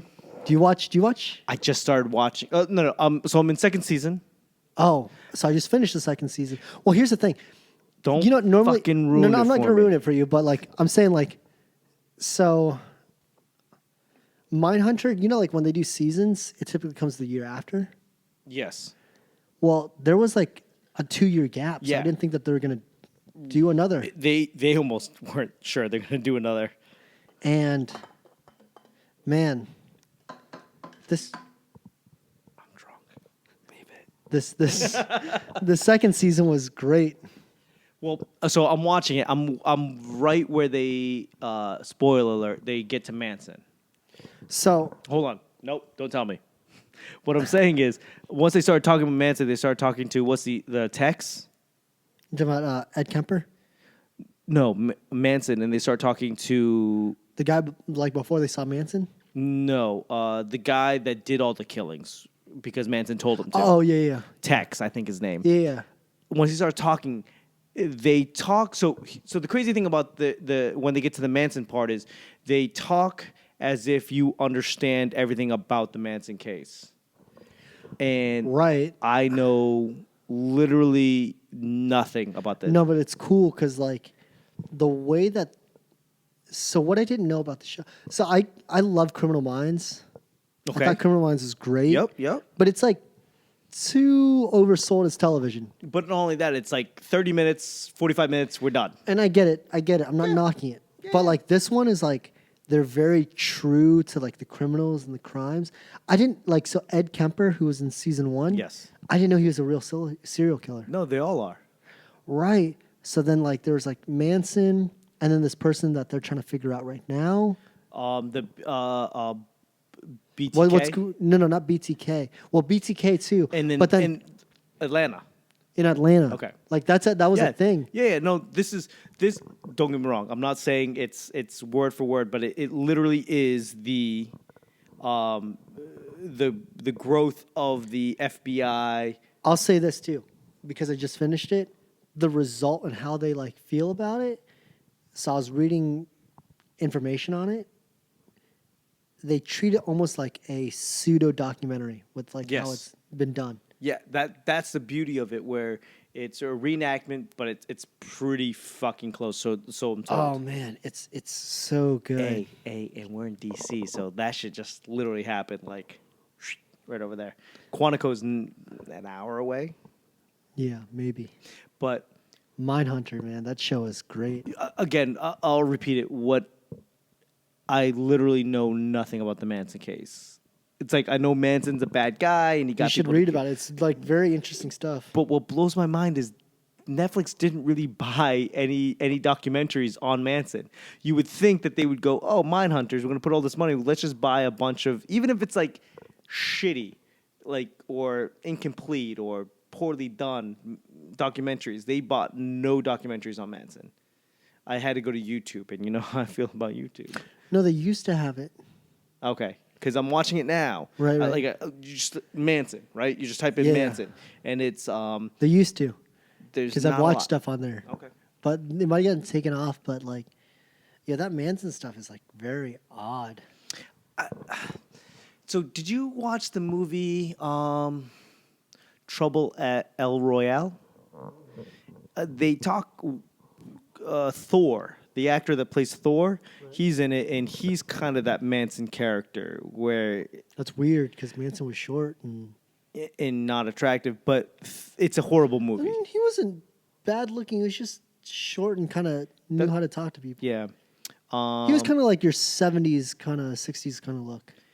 I watched a couple YouTube documentaries on him, and he just looked like a hippie to me. That's all. Well, no, that's what I'm saying is like, but that was kind of the look. Okay.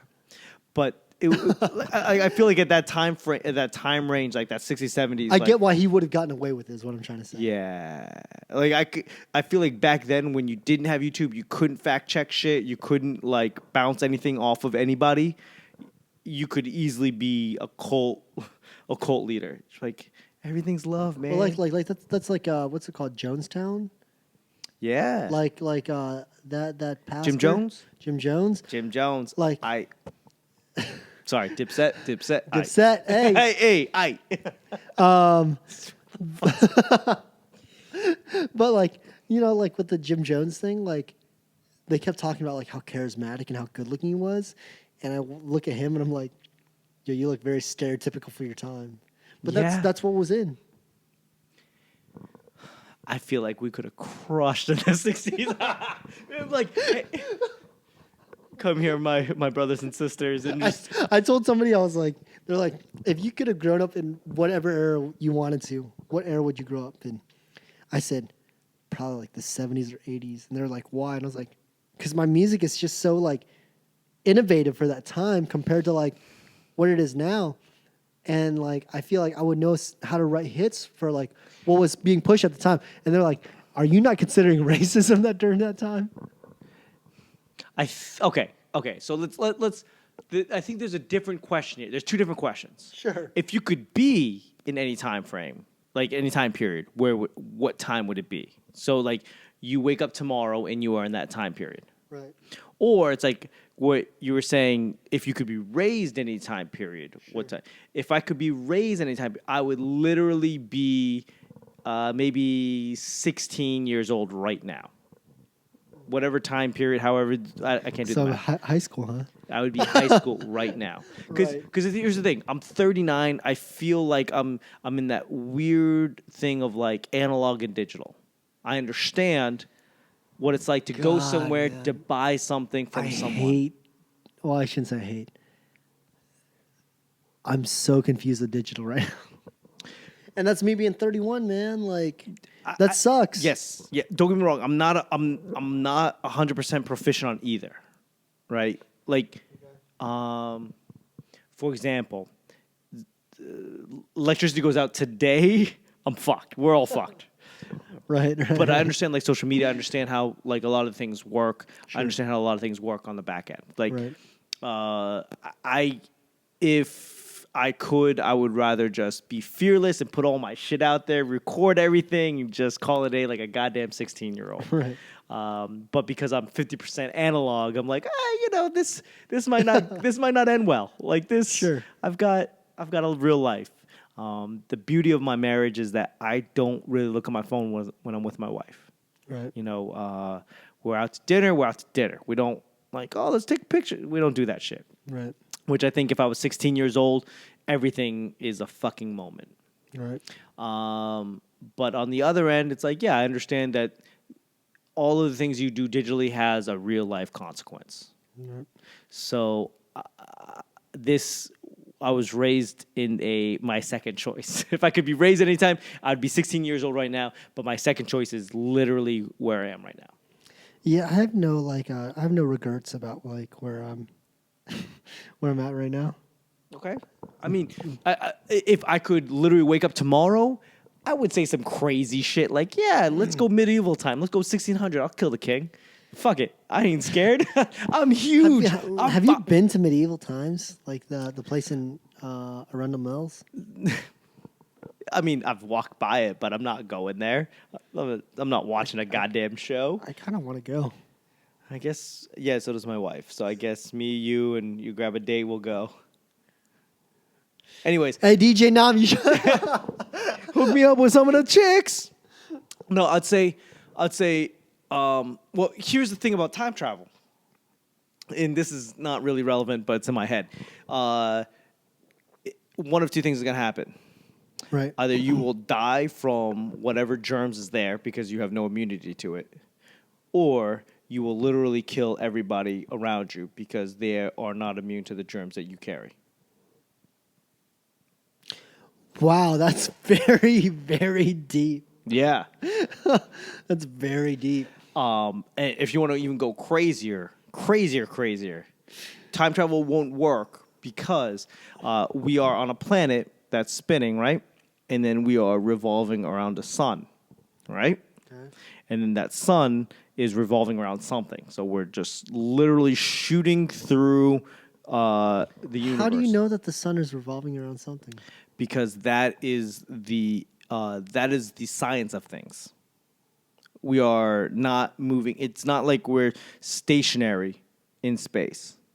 So the sun is moving as well. Yes. So okay, maybe I'm wrong. Maybe it's not revolving. But I don't know. I'm just asking. We are moving through space. So the sun is going like this, and we're literally spinning through space. Sure. So you go, even so if just to understand your statement in an analogy. Sure. Basically, the sun is the Earth as what the Earth is to the moon right now, because the moon revolves around the Earth. Yes. And then the Earth. So the Earth is spinning around the sun, but the sun is spinning around something. Right. In a greater platform. In a huge, in a unscalable, fathomable thing. Sure. So if you look at it, like we think like the sun's here, and we're kind of like, oh, just going around it, but the sun is moving, and we're just kind of like trying to keep up because the gravitational pull. Okay. So if that is true, which I assume it is because people smarter than me have told me, if we were to go back even a day, we'd be somewhere in space somewhere. As far as that motion. Yes. Okay. Because let's say we're here, this is the date that I want to go back. We're spinning, we're going around, and I go back to that date. I'm in the middle of nowhere. I think the problem is that we keep trying to go in the opposite direction of the spinning. But really what we need to do is just create TiVo for real life. www.2drum. What does that mean? No, it's a joke, but also in the sense that just like, you know. Good, because I was like, you said it way too simply for me to be like, I don't get it. No, just in the sense that like you record something, right, and you can rewind back to it. Yeah, so they say that time, if we're looking at time, right, time is going forward. Okay. Time is going, the past is behind us and we're going forward. Sure. That if you can move faster than the speed of light, time no longer becomes linear like this. You turn it and it becomes like you can actually insert yourself at any point in time. Oh, I'm unaware of that. So it's saying like if you go, time is kind of like this. But if you move faster than time, then it kind of looks like this. Now, the issue is like, oh, let me go from here to back here. Right. But the problem is, assuming you're moving faster than time, then everything is relative. Sure. So you got to figure out where this is in the galaxy. I don't know how that all works. Obviously, nobody does, but I'm too drunk and I've watched way too many YouTube videos. I like that you're drunk because I don't think I've seen you drunk.